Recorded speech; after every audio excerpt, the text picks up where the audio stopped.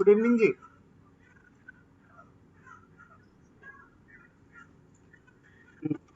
तो section C जो है 15 मार्क्स का है, बहुत इजी है। तो इसमें सबसे पहले जो हमें पढ़ना है वो क्या क्या चीजें पढ़ने हैं, हमें इसमें बेसिकली तीन चीजों के बारे में पढ़ना है। पहला पढ़ना है जी कॉस्ट एंड वेरिएंस के बारे में पढ़ना है। दूसरा हमारा पढ़ना है जी रिस्पॉन्सिबिलिटी सेंटर्स के बारे में पढ़ना है। और तीसरा परफॉर्मेंस मेजर्स कहते हैं, performance measures itself for variance analysis. और ज्यादा कुछ मजीद इसमें ज्यादा पढ़ने के लिए नहीं है, बट थोड़ा सा ये है फार्मूला है। तो फार्मूला अगर आप थोड़ा सा लिख के प्रैक्टिस कर लेंगे तो आई मतलब आई वुड सजेस्ट कि आप फार्मूला को कहीं पे एक बार चिपका लो, कहीं पे लिख लो, और फार्मूला को देख के 2 4 10 सवाल आप प्रैक्टिस कर लो। तो देन आफ्टर वो आपको ग्रिप में आ जाएगा, तब आपको समझ में आ जाएगा फार्मूला क्या है और उसकी एप्लीकेशन क्या है। ठीक है, तो ये सेक्शन बहुत इजी है, बहुत मुश्किल नहीं है, एकदम इजी है। ठीक है, और सबसे बड़ी चीज होती है कि ये वाला पूरा का पूरा परफॉर्मेंस मैनेजमेंट जो है वो पूरा का पूरा आपके काम में अप्लाई होने वाली चीजें हैं। ठीक है, चलिए आपको एक छोटा सा कॉन्सेप्ट से आज हम ये कराते हैं, एड्रेस करवाते हैं। सबसे पहला चीज होता है जी इफिशियंसी। इफिशियंसी क्या होता है और इफेक्टिवनेस क्या होता है। इफिशियंसी ये होता है कि आप कम से कम रिसोर्सेज में किसी काम को कंप्लीट कर देते हैं, that is called the efficiency. यानी यू आर इफिशियंट। आप 10 घंटे का काम 8 घंटे में करते हैं, इसका मतलब यू आर इफिशियंट। अगर आप जो है 100 रुपए का सामान 90 रुपए में खरीद के ले आते हैं और आप बार्गेन करके प्रॉपर सेम आइटम लाते हैं, not the sub standard quality, same quality अगर आप बार्गेन करके ले आते हैं, तो इसका मतलब ये है कि आप बहुत इफिशियंट है when it comes to the negotiation. ठीक है, this is just an example. तो एफिशिएंसी का मतलब क्या होता है, आप काम को तो कंप्लीट करना ही करना है, बट विथ मिनिमम रिसोर्सेज से कंप्लीट करना है। There is a second term is called the effectiveness. Effectiveness में क्या होता है, the purpose is to complete the job.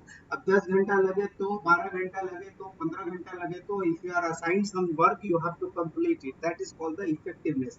जैसे मैं अपने सारे बंदों से रिक्वेस्ट करता हूँ कि when you have get admitted into the CM में, तो आप इफिशिएंट तो रहो ही, लेकिन आपकी पहली गोल होनी चाहिए कि आप इफेक्टिवनेस पे फोकस करो। Effectiveness is the completing of things.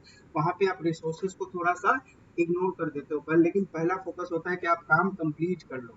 ठीक है, तो ये क्या होता है इफेक्टिवनेस फोकस किस चीज पे करता है, the form use it resources well enough to attend the goal of the form. यानी कंप्लीटनेस के ऊपर ये मेन फोकस होता है, आप अपने गोल को अचीव कर ले, ये पहला ऑब्जेक्टिव होता है। लेकिन इफिशियंसी होता है कि गोल को अचीव करें लेकिन कम से कम रिसोर्सेज में करें।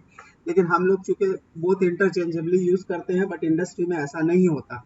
इंडस्ट्री में इस चीज को समझने के लिए ही हम लोग को क्या करना पड़ता है, वेरिएंस लाके उसको सब्सटेंशिएट मतलब डिफरेंशिएट करना पड़ता है कि हाँ काम जो हुआ है वो काम कंप्लीट हुआ है, पहला रीजन। दूसरा कंप्लीट हुआ तो कितने कम रिसोर्सेज में हुआ या कितना ज्यादा रिसोर्सेज लग गया। तो इस बात को आपको प्रॉपर एग्जामिन करने के लिए आप वेरिएंस का हेल्प लेते हैं। The both efficient and the effectiveness is the organization need to examine the substantive variances. The difference between the actual and the planned जो होता है उसको हम variances कहते हैं। Like I have given you some work to do within 5 days, and if you are able to do in 6 days, it means आपका जो होता है there is a variance of 1 day. Now I need to dig out the reasons why it delays 1 day. ठीक है, वो digging का process जो है हम लोग यहाँ पे सीखेंगे। Like if I have given you the budget to purchase some material for 5000 rupees, and if you are able to purchase for 5000 rupees, then fine. If you are not able to purchase for 5000, मतलब you have spent 5500, then again I need to know the reason why you have spent more. If you have spent 4500, then again I need to know why you have spent less. Maybe you purchase some substandard material, maybe this will cost more to the company when it comes to the production process. So all these kinds of analysis you have to do when you do the variance analysis. ठीक है जी, तो यहाँ पे कह रहे हैं कि ये हमको ये कंपैरिजन करना होता है, डिफरेंस निकालना पड़ता है जो कि प्लांट और एक्चुअल के बीच में होता है, उस डिफरेंस को हम वेरिएंस कहते हैं। This can be done by line by line. Line by line कहने का मतलब होता है कि you have to do it for all the levels. ठीक है जी, यानी कि आपको कॉस्ट के हर लाइन पे करना होता है। जनरली जब हम कॉस्ट की बात करते हैं तो हम लोग के माइंड में तीन चीज आती है, material, labour and overhead. Then we have to go to the material level, labour के लेवल पे, ओवरहेड के लेवल पे, क्योंकि when we do the costings we take all this things into the consideration. तो इसका मतलब क्या हो गया जी, कॉस्टिंग में हम लाइन बाय लाइन में नहीं से, तो लाइन बाय लाइन का मतलब हम मटेरियल पे भी जाएंगे, लेबर पे भी जाएंगे, और ओवरहेड पे भी जाएंगे। तो मटेरियल में अगर हम दो एक या एक से ज्यादा मटेरियल यूज करते हैं तो फिर हम मिक्स या हिंड वेरिएंस निकालेंगे। लेबर में एक से ज्यादा स्किल्ड या अनस्किल्ड लेबर का कॉम्बिनेशन यूज करते हैं तो हम वहाँ पे गैंग वेरिएंस निकालेंगे। ठीक है। उसके बाद अगर हम वेरिएबल ओवरहेड की बात करते हैं तो ओवरहेड की बात करते हैं तो ओवरहेड जो होता है वो दो तरीके से अपने डिवाइड किया जाता है। पहला होता है जी फिक्स, दूसरा होता है जी वेरिएबल। अब फिक्स क्या होता है, वेरिएबल क्या होता है? Can somebody tell me just, कोई बंदा भी बता दो कि फिक्स्ड ओवरहेड क्या होगा और वेरिएबल ओवरहेड क्या होगा। आप कैसे बोलोगे ये फिक्स्ड है, कैसे बोलोगे वेरिएबल है? Can somebody tell me in one line?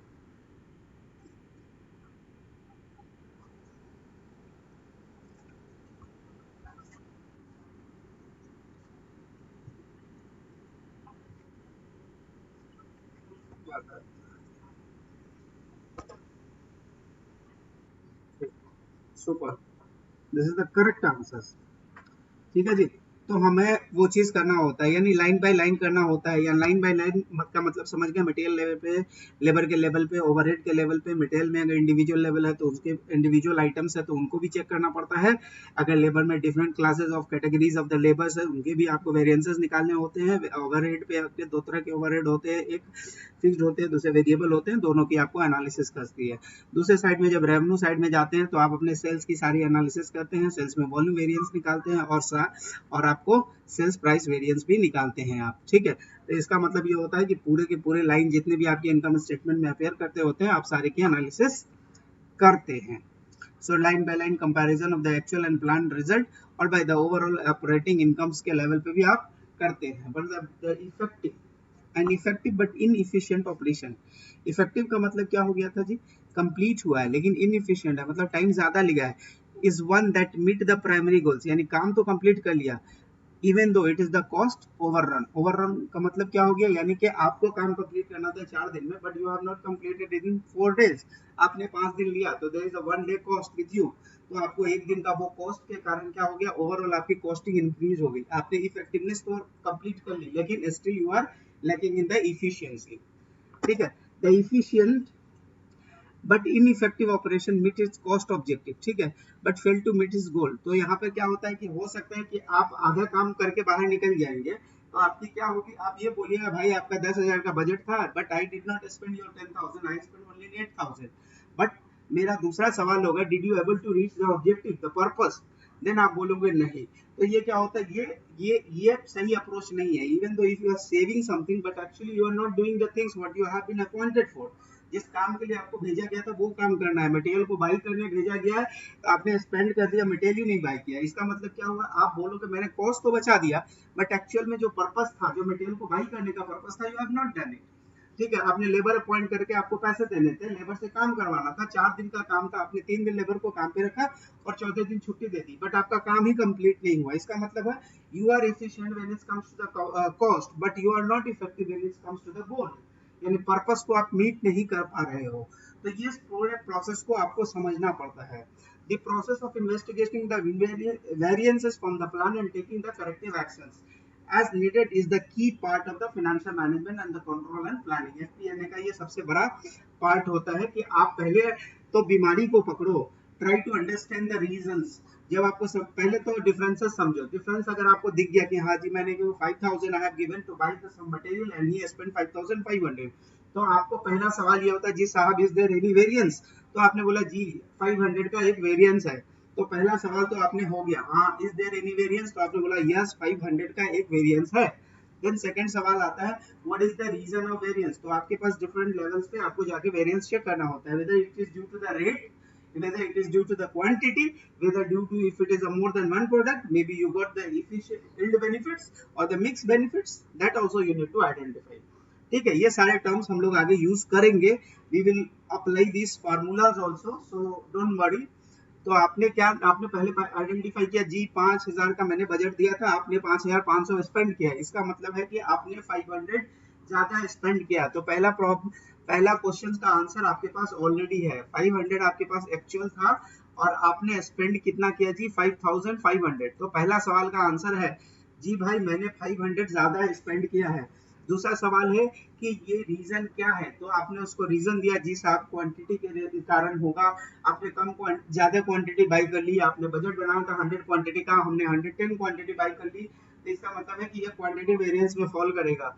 लेकिन आपने अगर 5 रुपए करके अपना प्राइस एस्टिमेट किया था और जब बाजार में गए तो 5.5 रुपए करके वो सामान मिल रहा है, मतलब when you went to buy the price increase to 5.5 यानी 5 dirham 50 fils, तो in that case you have to spend more, तो आप वहां पे बोलोगे no due to the reason of price changes. तो ये मोटा मोटी आप उसको क्या करते हो, सब्सटेंशिएट करते हो। सब्सटेंशिएट करने का मतलब उसको रीजनिंग प्रोवाइड करते हो, साहब ये ड्यू टू क्वांटिटी हो सकता है या ड्यू टू प्राइस हो सकता है। अब हो गया। अब सेकंड काम क्या होता है कि अब आपको एक एक्शंस प्लान करने हैं ताकि ये फ्यूचर में दोबारा नहीं होए, ये वेरिएंसेस नहीं होए।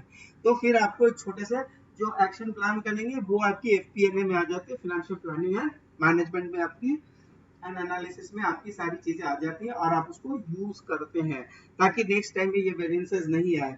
either you have to increase your budget, either you have to increase the quantity of budgets or you have to increase the standard price, दोनों में से कोई एक आपको इम्प्लीमेंट करना पड़ेगा ताकि नेक्स्ट टाइम में ये वाले वेरिएंसेस तो नहीं आए। ठीक है, तो ये काम आपको करना पड़ता है when you do the analysis. अब छोटा सा एग्जांपल्स दिया गया जी, फेवरेबल एंड अनफेवरेबल वर्ड्स को समझते हैं। सबसे पहले फेवरेबल और अनफेवरेबल क्या होता है, तो सबसे पहले now I try to understand कि देखिए अगर आपको मैंने 10,000 रुपया दिया और आपने 10,000 के जगह 9,000 स्पेंड किए, then it comes to the expenditure, तो आपने 9,000 you spend, I gave you 10,000 to spend but you actually spend 9,000, तो इसका मतलब क्या हुआ है कि आपने 1,000 रुपए की सेविंग करी है। बट द प्रॉब्लम इज कि ये कौन सा हमारे लिए फेवरेबल होगा या अनफेवरेबल होगा, तो from the cost point of view this will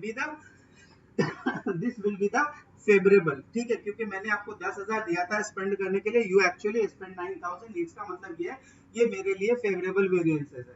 ठीक है, अब बाकी की रीजनिंग मैं चेक करूंगा, वो एक अलग बात है। I will try to go into it and dig whether it's actually favorable or it's not favorable, but on the top side, on the bottom line, it is a favorable because for the 10,000 you actually spend 9,000। ठीक है, on the other hand अगर मैंने आपको 10,000 दिया and you spend 11,000, इसका मतलब क्या हो रहा है कि अनफेवरेबल है because you spend more cost। तो मैं आगे रीजन चेक करूंगा कि what are the reason, maybe आपने क्वांटिटी ज्यादा बाई करी होगी, तो वो एक अलग बात है, बट सामने से बॉटम लाइन पे आपकी वो चीजें आएंगी that is to be said as the unfavourable. ठीक है जी, तो ये कॉस्ट के पॉइंट ऑफ व्यू से बातें होंगी, चाहे ये मटेरियल हो, लेबर हो या variable overhead.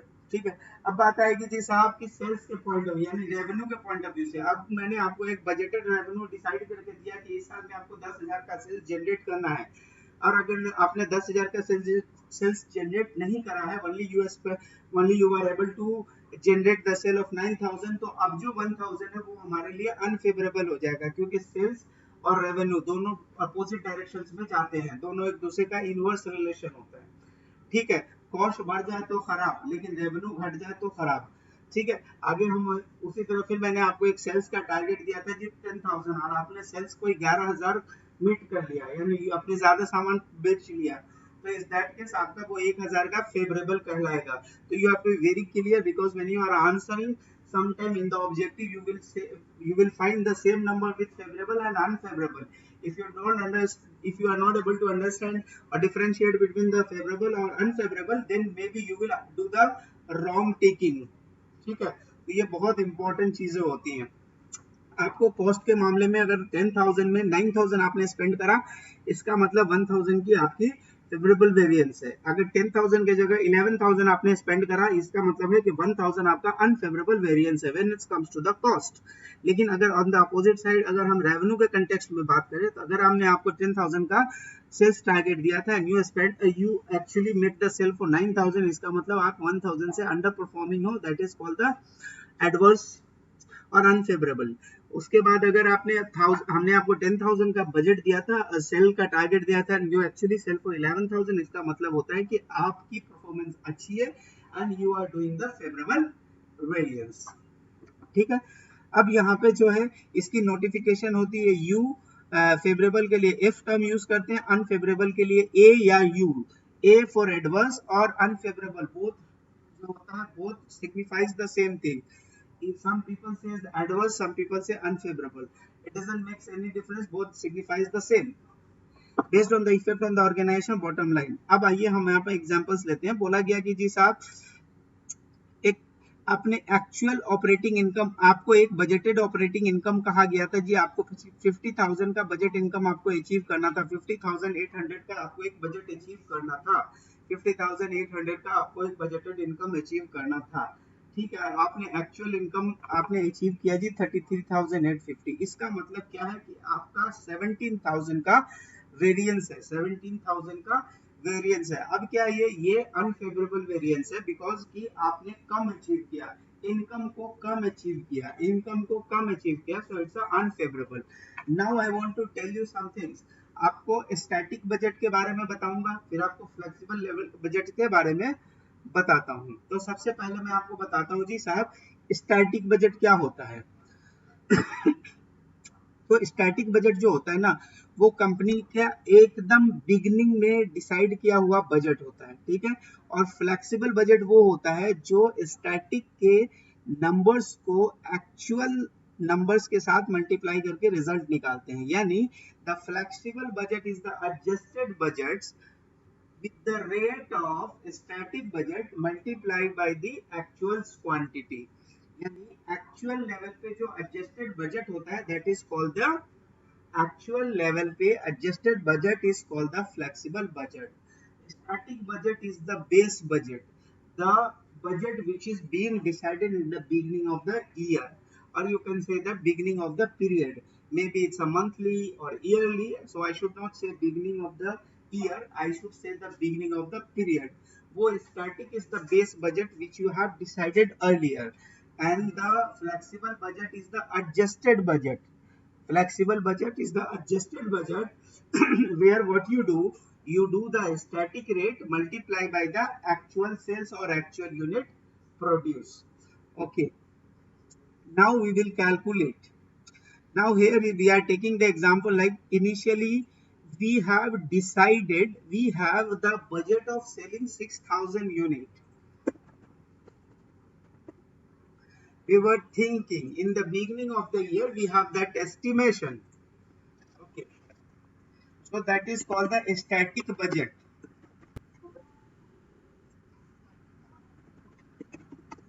So initially I was thinking to sell 6,000 unit. Okay, as a unit I was thinking to sell 6,000 unit initially, and the revenue I was expecting 150,000.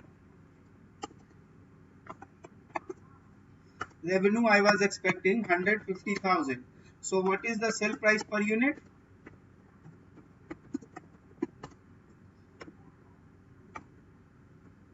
Sale price per unit is 25. So this is your static.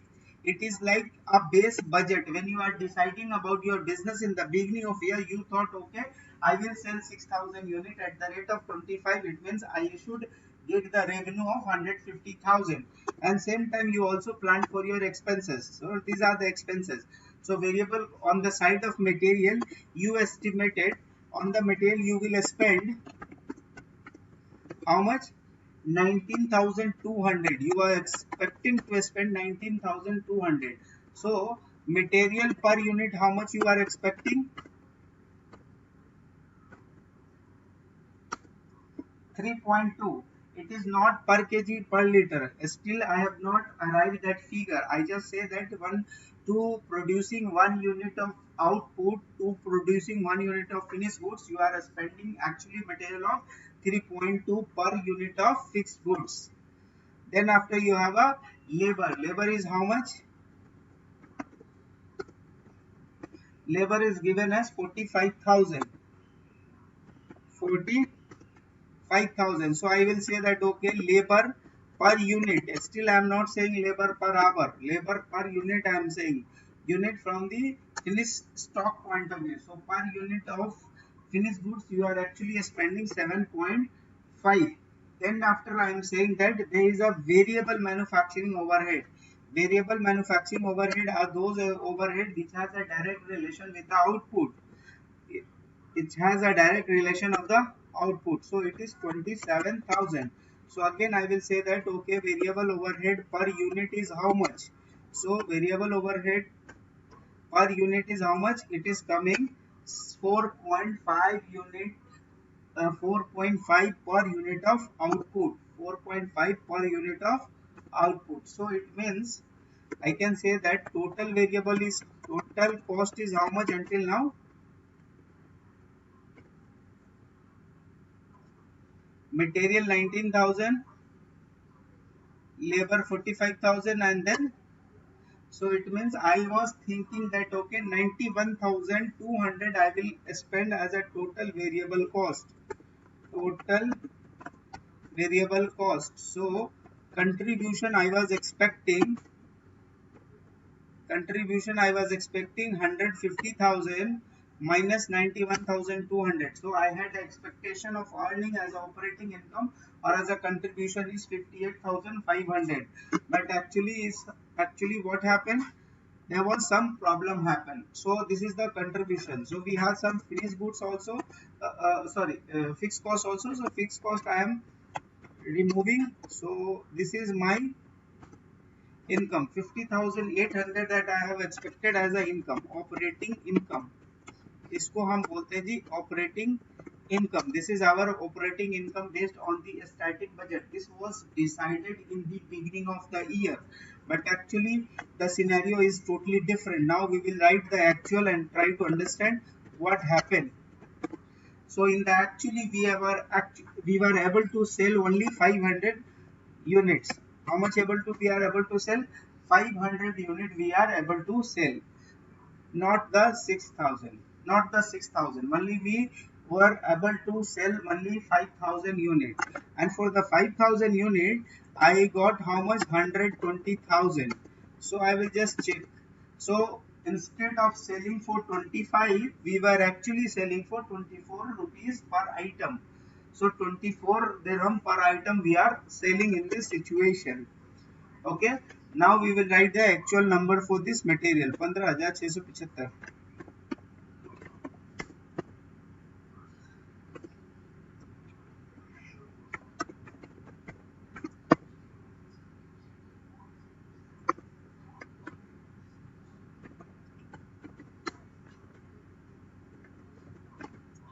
So initially the total variable overhead I was expecting 91,200, but actually it reduced to 78,800.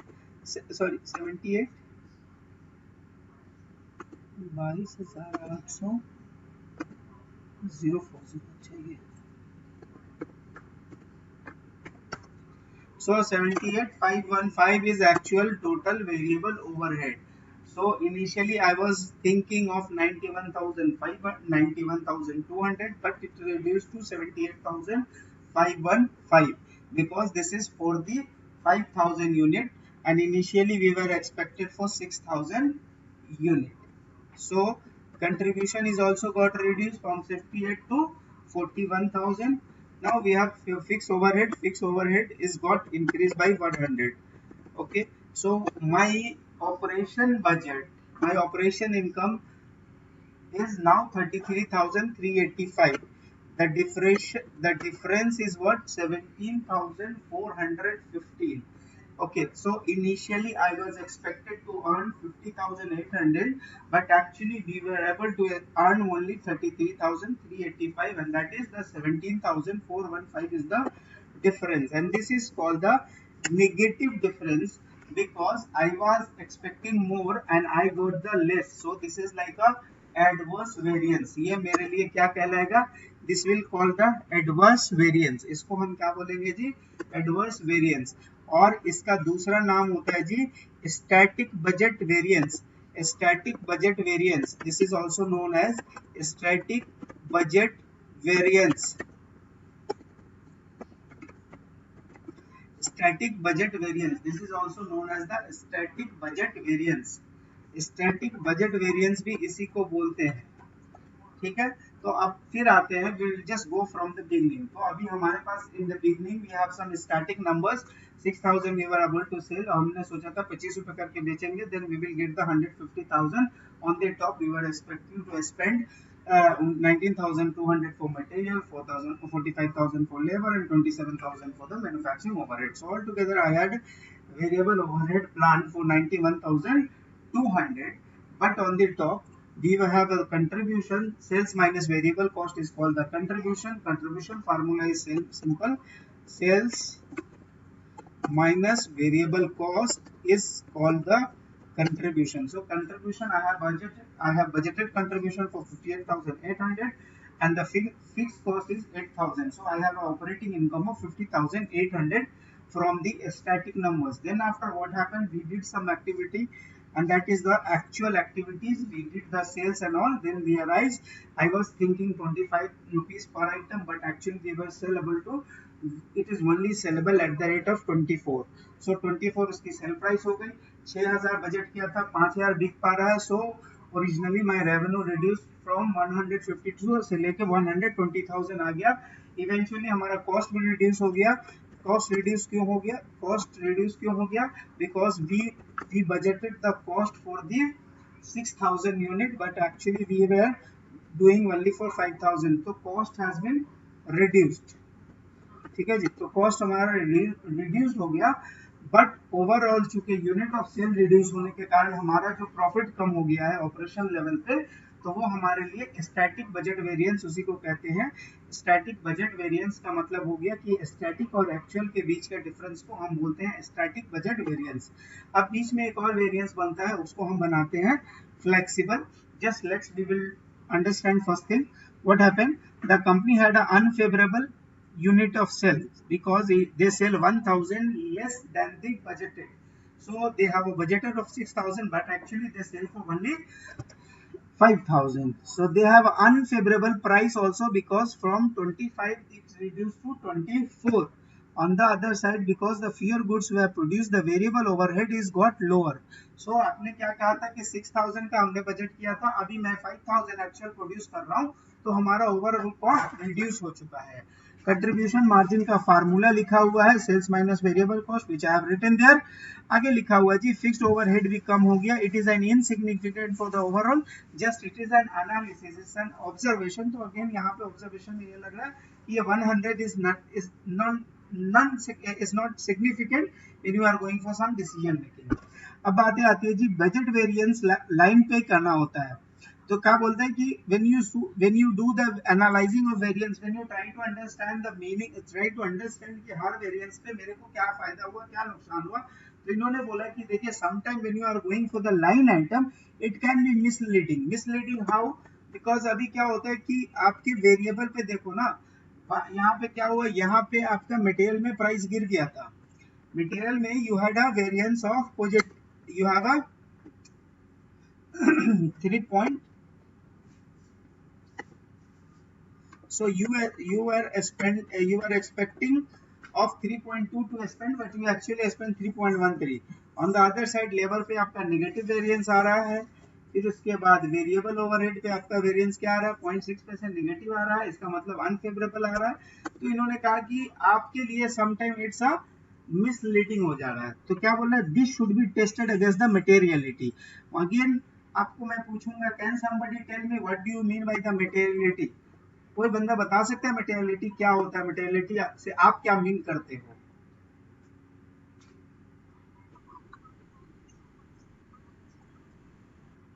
Yes, materiality का जो technical definition ये है कि it should impact your decision making. it is it if it is a material, it means it is impacting your decision making. If it is not material, it won't impact. Okay, so when you are taking any decision, you have to think of it, okay, whether these things are material, whether these things are important of doing this or no. तो इन्होंने बता दिया कि they should be tested against the materiality threshold. If they are individually immaterial, they should be ignored, but the small variances can put together becomes the large problem. The consistently budget variances होना चाहिए ताकि आपको पूरे problems पता चल जाए, so that you can do some corrective action to to improve your efficiency. तो इन्होंने बताया कि आप जब वेरिएंस एनालिसिस करते हो ऑनलाइन लेवल पे करते हो तो समटाइम क्या हो जाता है, इट्स अ कम्बरसम एक्सरसाइज, आपके लिए बहुत ज्यादा काम का इंफॉर्मेशन नहीं निकल पाता, but you have to put together all the information and then see the impact, then आपके लिए क्या होगा, it will help you to decide your future plan. आगे इन्होंने बताया कि देखिए other cause of the budgeting variance includes that there are flawed assumptions which preparing the budget, आपने बजट बनाते वक्त में बहुत सारे कोई, क्योंकि देखिए when I believe you all people have prepared somewhere in the some level the budgets and all, तो क्या होता है आप बजट कैसे बनाते हो, पहला तरीका तो वही होता है कि पिछले साल का अगर आपके पास इंफॉर्मेशन है, हिस्टोरिकल डेटा है, आप उसके ऊपर सर्टेन परसेंटेज लगाते हो, या आपका मन में कुछ आता है ख्याल या कुछ सर्टेन assumptions लगाते हो और आप एक बजट बना देते हो जो कि टोटली डिफरेंट होता है एक्चुअल सिनेरियो से। तो ये भी एक छोटा सा रीजन होता है। दूसरा बोलता है inefficiency in the executing of budget, जिस वक्त आप बजट बनाते होते हो उस वक्त सारी चीज आपके टेबल पे होता है, you take care of each and everything, but reality में इट्स टोटली डिफरेंट। अब जैसे मैं बताता हूँ कि आपने एक कॉस्ट का बजट बनाया था कि टाइम पे गवर्नमेंट का पे करूंगा तो सिर्फ टैक्स जाएगा, बट रियलिटी में क्या होता है कि आपने 4 दिन डिले किया and you paid the tax plus penalty plus interest, तो interest and penalty was never in your budget. ठीक है, तो इसका मतलब क्या हुआ, एग्जीक्यूशंस में डिले है। ठीक है, फिर again the internal and external changes in the environment, this question can be asked in the essay question, that's why I am emphasising. ठीक है, तो आपके पास पहला तो ये आपके assumptions में थोड़े से फ्लॉज हो सकते हैं, दूसरा आपके एग्जीक्यूशंस में फ्लॉज हो सकते हैं, तीसरा आपका क्या हो सकता है, इंटरनल एक्सटर्नल एनवायरनमेंट हो गया।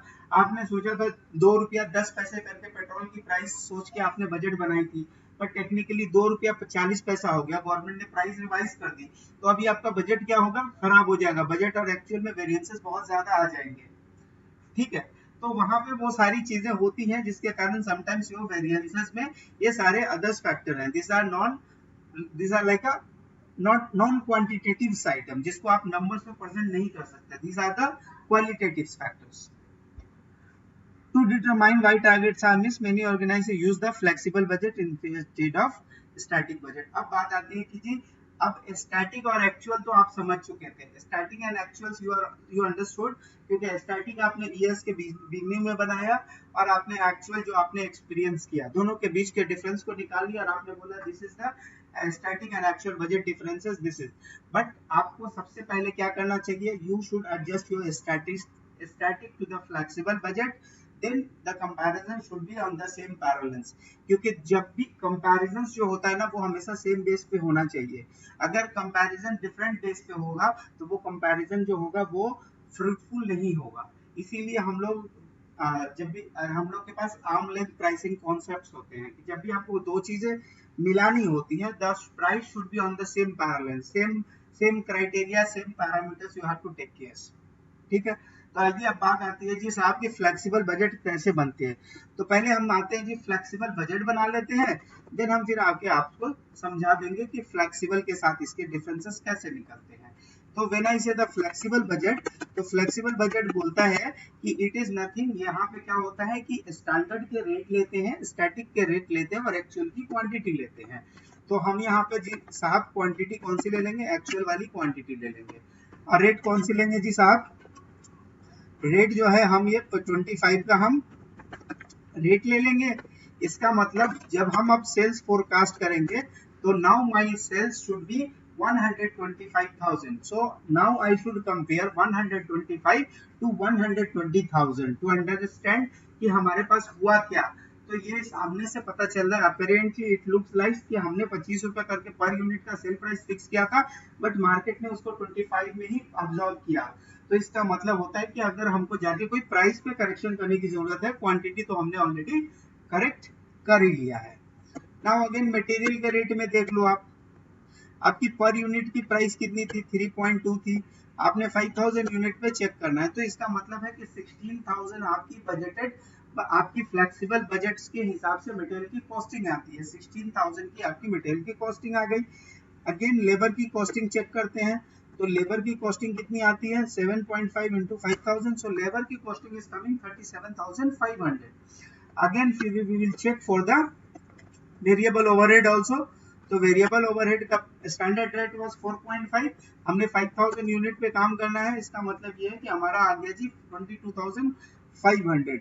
So total variable cost is how much 76,000। Again actual expenditure is how much 78,000। अब हम चेक करेंगे जी साहब कंट्रीब्यूशंस कितना आया। Contribution is 49,000 as per the flexible budget. ठीक है, यहाँ पे हम कोई रेट वेट नहीं लगाने वाले हैं, हम डायरेक्टली यहाँ पे फिक्स का कॉस्ट जो होता है वो कॉपी कर लेंगे।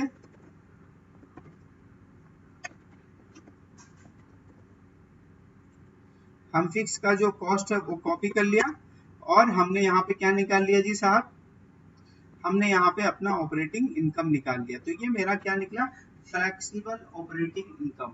तो हमारा ये पुराना जो था वो स्टैटिक एंड एक्चुअल के बीच में डिफरेंस निकाले थे।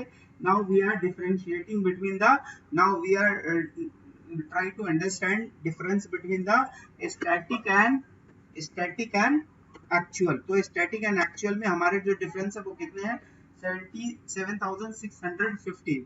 ठीक है, 7,615 इज आवर डिफरेंस। ठीक है जी, तो हम यहाँ पे चेक करते हैं, देखिए कितना कितना क्या आया।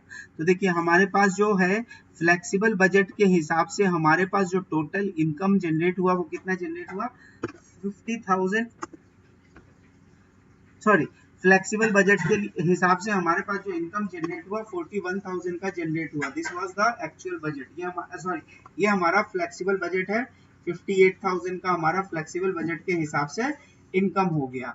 तो हमने फ्लेक्सिबल बजट का मतलब क्या होता है, flexible budget is the adjusted budget with the standard rate at the actual quantity. ठीक है जी, तो ये हमें समझना पड़ गया। आगे अब हम चीजें समझते हैं। तो देखिए इसमें हमने क्या क्या चीजें करी हैं। देखिए the flexible budget source, the flexible budgets allow for the better control over the variable cost. If the firm decide to produce the fair units called the static, then called for the static budget. If the variable cost go down in the equal proportion, then with the drop in the unit, the flexible can be prepared either for the actual results as known before or pro forma flexible budget. तो sometime क्या होता है जी, अगर आपके पास कोई actual numbers अगर पता चल गया तो एक्चुअल नंबर के साथ एडजस्ट करके बना सकते हैं या फिर pro forma बना सकते हैं। बट आपके एग्जाम के पॉइंट ऑफ व्यू से you always like whenever we say the flexible budget, तो फ्लेक्सिबल बजट का मतलब क्या होता है, एडजस्टेड बजट होता है with the actual quantity. Steps क्या होते हैं, सबसे पहले हमें बताना होता है जी, हमने प्राइस निकाल ली थी, हमने सारे की प्राइस निकाल ली थी, प्राइस निकाल ली थी, प्राइस निकाल ली थी, सब कर ली थी और फाइनली हमने ये चीज निकाल लिया था।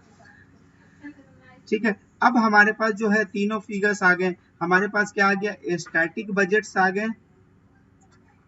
उसमें क्या निकाल दिया हमने जी, हमने उसमें से चीजें निकाल दी जी साहब, flexible budget variance plus sales volume variance. We will come to this in the next section. So first of all, I was just trying to say that ki until now we have covered 2-3 things. First, what is called the variance analysis, what are the assumptions for that, what are the reason for the variances. ठीक है, फिर हमने समझने का कोशिश किया कि जी साहब स्टैटिक बजट्स क्या होता है और फ्लेक्सिबल बजट्स क्या होते हैं। ठीक है जी, तो ये हमारा था static budget variance and this is called the flexible budget variance, flexible budget variance. ठीक है, तो हमने फ्लेक्सिबल बजट कैसे बनाना होता है, तो वो हमने बोला जी साहब ऐसा है कि आप क्वांटिटी एक्चुअल लेंगे, रेट सारे स्टैंडर्ड के लेंगे और फ्लेक्सिबल और एक्चुअल के बीच के डिफरेंस को फ्लेक्सिबल बजट वेरिएंस बोलते हैं, एक्चुअल और स्टैटिक के डिफरेंसेस को हम स्टैटिक बजट वेरिएंस बोलते हैं। तो एग्जाम में 2 क्वेश्चंस यहाँ से बनते हैं। पहला ये आपसे पूछ सकता है फ्लेक्सिबल बजट वेरिएंस निकाल के बता दे, या फिर आपसे पूछ सकता है जी स्टैटिक बजट वेरिएंस बना दे, या फिर आपसे ये पूछ सकता है जी साहब हम वेरिएंस एनालिसिस जो करते हैं उसमें जो वेरिएंसेस आते हैं उसके रीजंस क्या होते हैं, नॉन क्वांटिटेटिव रीजंस बताना है तो वो 3 रीजंस आप दे सकते हो। तो until now we are just covered this point. ठीक है, आगे में हम नेक्स्ट लेवल पे हम जब जाएंगे तब फिर हम डिटेल्ड में जाएंगे। डिटेल में क्या है कि हम इसी एग्जांपल्स को हम ब्रेक करेंगे, फिर हम मटेरियल उसको पूरा लेंगे, फिर लेबर, फिर ओवरहेड, हम सारे वेरिएंसेस हम इसी एग्जांपल्स पे करेंगे। अगर किसी को कोई सवाल है तो प्लीज पूछ लें।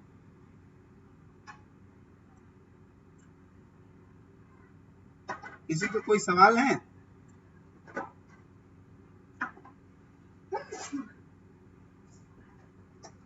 Hello,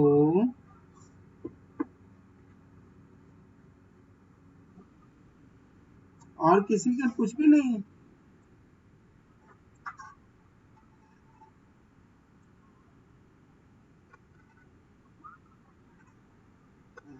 But I would request everybody please read this and try doing one of these examples by yourself and understand how this has been done. तो एक छोटा सा एक्सरसाइज है, अगर आप करते हैं तो बढ़िया, नहीं करते तो और बढ़िया।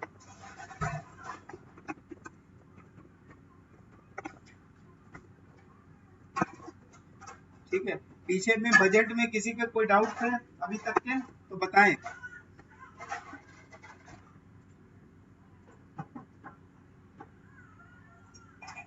Hello,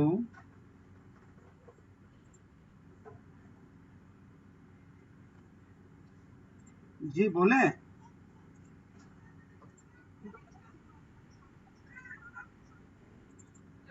okay, you have some doubt in the question, budgeting में डाउट है या?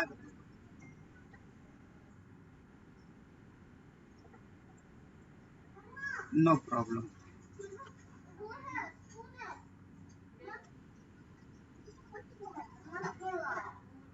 ठीक है बस।